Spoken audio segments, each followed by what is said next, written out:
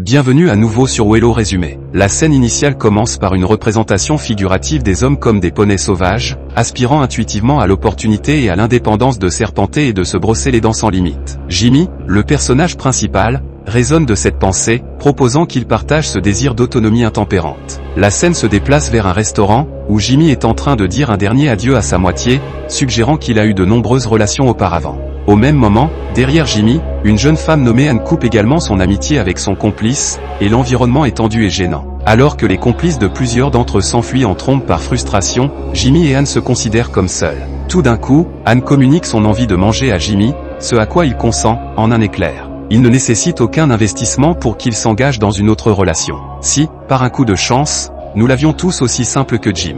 Dans la scène suivante, on nous montre un mariage, où l'un des compagnons de Jimmy est en train de se marier. Une coutume bien établie spécifie que celui qui reçoit le bouquet de la dame de l'heure sera le couple suivant à marier. En dépit de leur nature sauvage et unique, Jimmy et ses compagnons sont à long terme attachés à l'organisation du mariage par cette hypothèse culturelle, et individuellement, ils s'abandonnent à la tension et scellent l'accord. Lors de l'un des mariages de son compagnon, une coutume similaire se déploie lorsque la dame de l'heure jette son bouquet à l'SM qui l'attend. Tristement, le bouquet est obtenu, en toute honnêteté, par Anne, ce qui lui fait ressentir un sentiment d'inquiétude quant au sort éventuel de son opportunité. À son retour, il filtre de vieilles photos de ses ex, qui ont tous abordé un niveau spécifique de liberté dans sa vie. Dans les coulisses, les allusions de milliers de poneys qui courent résonnent. Peut-être comme un signe de sa présence passée, sauvage et unique. Ou d'un autre côté, peut-être que tous ces poneys essaient de faire savoir à Jim qu'il est gay. Par la suite, Jimmy s'assoit avec son grand-père, un homme qui a rencontré exactement le même conflit entre la distinction et la vie conjugale. Le grand-père exhorte Jimmy à embrasser les hypothèses culturelles du mariage et de la reproduction,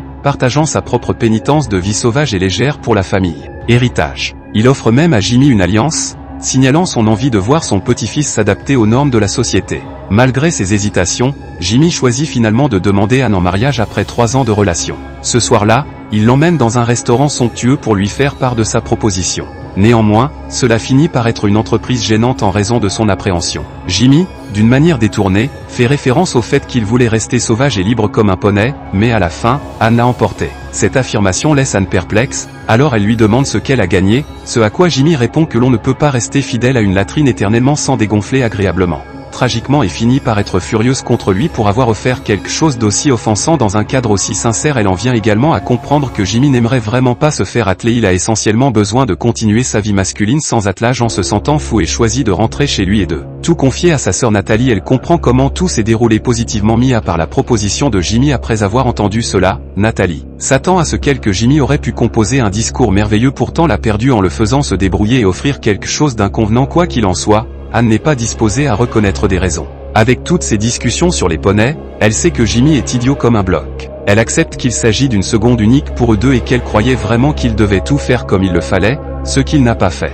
Après la proposition lamentable, Jimmy tente de proposer de mettre les choses au clair en envoyant régulièrement des roses à Anne, mais malgré ses efforts pour la joindre, elle ne répondra pas à ses appels. Pendant ce temps, la nouvelle idée de la proposition humiliante de Jimmy se répand rapidement dans toute la ville, le laissant embarrassé. Quelques jours plus tard, Jimmy apprend le décès de son grand-père et, lors du service commémoratif, Anne lui rend enfin visite. Au cours de leur discussion, Jimmy obtient des informations sur leur relation, ce à quoi elle répond que l'entrée n'a pas été fermée à ce stade. De plus, s'il y a un bruit sourdessant, elle pourrait y répondre, lui donnant un soupçon de quelque chose à attendre avec impatience. Ne me dites tout simplement pas que je suis une latrine dans laquelle vous devez chier une fois de plus, d'accord ? Néanmoins, les choses prennent une direction étrange lorsque Jimmy découvre que son grand-père lui a laissé l'entreprise privée et une part importante de richesse. Pourtant, dans des circonstances particulières, la condition principale est qu'il soit attelé à 18h05 le jour de son 30e anniversaire, qui n'est que dans un jour. La condition subséquente est que lui et son partenaire ne peuvent pas être séparés pendant plus de 7 jours à la fois au cours des 10 prochaines années, et qu'ils devraient essayer d'inclure un enfant dans les 5 premières années de leur mariage. Au cas où Jimmy ne réussirait pas, son rival commercial, Odin Sport, obtiendrait l'organisation totale. Par la suite, l'homme célibataire, accompagné de ses amis et d'un prêtre, devrait se précipiter pour retrouver une femme raisonnable dans les 2 heures qui suivent. Dans la scène suivante, Jimmy se dirige rapidement vers la découverte qu'elle a laissée pour des examens supplémentaires à Athènes. Quoi qu'il en soit, cette fois, il ne se rendra pas avec autant de facilité. N'étant pas gravé dans le marbre pour la demander en mariage avant qu'il n'ait dépassé le point de non-retour, il se précipite vers l'héliport et y arrive heureusement à temps. Vêtu d'un smoking élégant, Jimmy met un genou à terre et déverse ses tripes sur Anne, l'encourageant à dire ok. Quoi qu'il en soit, Anne est choquée par son apparition inattendue et la présence d'un clerc derrière dans le véhicule. Elle se demande si Jimmy est vraiment prêt à abandonner son mode de vie d'homme célibataire, le faisant vaciller et repenser à ses jours de folie. Mon Dieu, c'est poney. Cette instantanée d'incertitude fait comprendre à Annie que Jimmy n'est pas encore prêt à s'engager complètement, et elle se retire précipitamment dans l'hélicoptère, laissant Jimmy se sentir perdu. Quoi qu'il en soit, malgré son choix sous-jacent d'aller de l'avant vers Athènes, Anne change de perspective et retourne dans son loft où elle fait confiance à sa sœur. Nathalie propose qu'ils rendent visite à leurs parents pour la fin de la soirée, ce qui donne à Anne le temps de réfléchir à ses sentiments et à la situation avec Jimmy. Pendant ce temps, Jimmy est lui-même confronté à un choix difficile. Il pouvait rester célibataire et renoncer à l'abondance qu'il avait acquise de son grand-père, ou il pouvait épouser l'un de ses anciens amours et récupérer la fortune, sauvant ainsi les postes de nombreux travailleurs utilisés par l'organisation. N'ayant plus d'autre choix, Jimmy se rend avec hésitation dans une boîte à chaussures remplie de vieilles photos de ses ex, après quoi il part en voyage pour les retrouver et les persuader de se marier. L'excursion de Jimmy pour trouver une femme raisonnable de leur l'emmène dans un tour de montagne russe de sentiments, alors qu'il fait l'expérience de différents ex à la recherche de sa future épouse. Il se rend d'abord chez une jeune femme nommée Stacy, avec qui il a déjà eu quelques rendez-vous sincères. Malheureusement, elle est maintenant attirée par quelqu'un, et quand Jimmy l'apprend, il est découragé. Vient ensuite Zoé, une étalagiste qui donne l'impression d'être exceptionnellement heureuse. Lorsque Jimmy s'approche d'elle, elle rebondit avec enthousiasme dans ses bras, excitée qu'il ait pensé à elle après avoir été renvoyé par Anne. Leur science est évidente, et il semble que la proposition de Jimmy puisse enfin réussir. Pourtant, alors que les choses se réchauffent, il entend la voix d'Anne et poursuit soudainement une femme qu'il accepte pour être elle. Quoi qu'il en soit, sa confusion devient évidente, et lorsqu'il revient auprès de Zoé, elle a mis le feu à un modèle grandeur nature. Rageusement. La prochaine tentative de Jimmy pour trouver une femme le conduit à son ex-artiste, Ilana, qui nie absolument sa proposition, exprimant qu'elle n'est pas du genre à courir après l'argent. Pour quelle raison pensez-vous que je me suis lancé dans l'expression humaine, imbécile? Se sentant découragé, mais pas écrasé, Jimmy se concentre sur Caroline, une étudiante qui est follement libre et une militante des femmes au niveau le plus fondamental.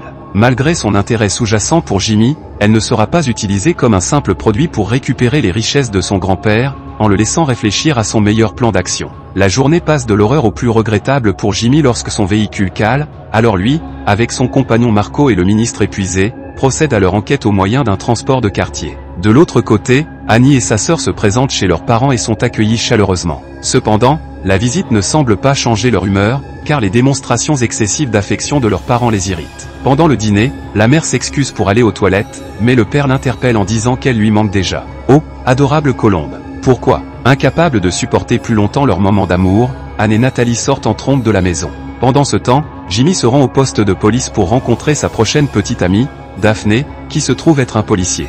Même si Daphné doit faire face à des criminels au quotidien, elle parvient toujours à préserver sa beauté. Cependant, lorsqu'elle se rend compte que Jimmy la demande en mariage uniquement pour son héritage, elle le confronte et lui livre un Will Smith retentissant. Finalement, la liste des ex-petites amies de Jimmy s'épuise, mais il parvient à convaincre son choix final, une fille arrogante nommée Buckley qui le méprise beaucoup. Sans tarder, elle est habillée d'une robe de mariée et préparée pour le mariage. Cependant, au fur et à mesure que le prêtre tente de diriger la cérémonie, Buckley prend progressivement conscience des autres stipulations du testament. Au début, elle apprend qu'il faut être ensemble pendant 10 ans, ce qu'elle pense être faisable car elle peut obtenir la moitié de la fortune de Jimmy. Cependant, lorsque Buckley découvre qu'elle doit avoir un bébé d'ici 5 ans, elle est incapable de supporter la pression et s'en va. Alors que tout le monde se démène pour convaincre la jeune fille de revenir, Jimmy se rend compte qu'il ne lui reste que 17 heures avant l'expiration du contrat. Le matin, Jimmy et le prêtre sont dans un parc entouré de couples heureux. La vue des couples incite le prêtre à partager sa propre expérience d'un mariage réussi.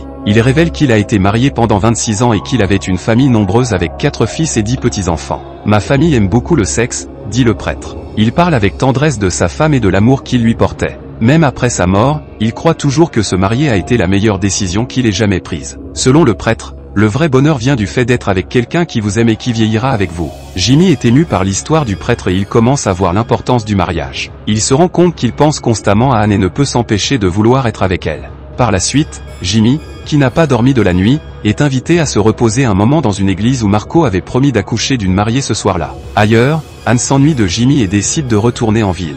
Elle tente de le joindre au téléphone, mais en vain. Elle appelle ensuite Marco et lui demande d'organiser un dîner avec Jimmy. Cependant, il est trop tard, car Marco a déjà publié une annonce dans le journal annonçant que celui qui épousera Jimmy avant 18 h pourra gagner 100 millions de dollars. Cette annonce provoque une frénésie parmi les femmes qui veulent épouser Jimmy pour l'argent. De nombreuses femmes de la ville commencent à se déguiser en mariées et se précipitent à l'église pour essayer de gagner l'argent du prix. Dans la scène suivante, Jimmy se réveille avec une vue surréaliste de centaines de femmes qui l'entourent, qui sont toutes intéressées par le célibataire éligible. Alors qu'il essaie de donner un sens à la situation, il se rend compte que les femmes deviennent de plus en plus agressives dans leur poursuite. Alors qu'il est incapable de gérer la situation, son ami Marco apparaît et prétend que tout cela n'était qu'une farce. Il essaie de convaincre les femmes de partir, mais elles ne sont toujours pas prêtes à laisser partir Jimmy si facilement. Au milieu de tout ce chaos, Jimmy et Marco trouvent une pièce où se cacher. Alors qu'ils se cachent, Marco révèle qu'Anne est sur le chemin du retour, ce qui rend Jimmy extatique. Il se précipite immédiatement à la gare pour la rencontrer,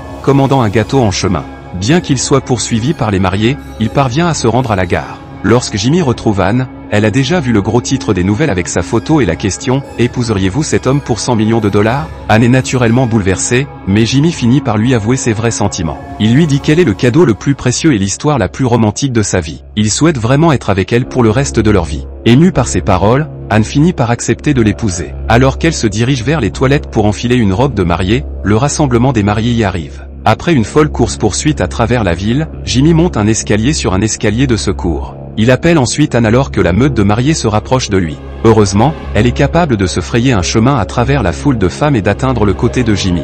De l'intérieur d'une voiture de police, le prêtre officie le mariage par haut-parleur, ce qui amène de nombreuses mariées à attaquer la voiture. Mais malgré le chaos, Anne délivre un message sincère à la foule sur sa relation avec Jimmy, ce qui finit par calmer les autres femmes. Après cela, le prêtre termine la cérémonie en déclarant Jimmy et Anne comme mari et femme.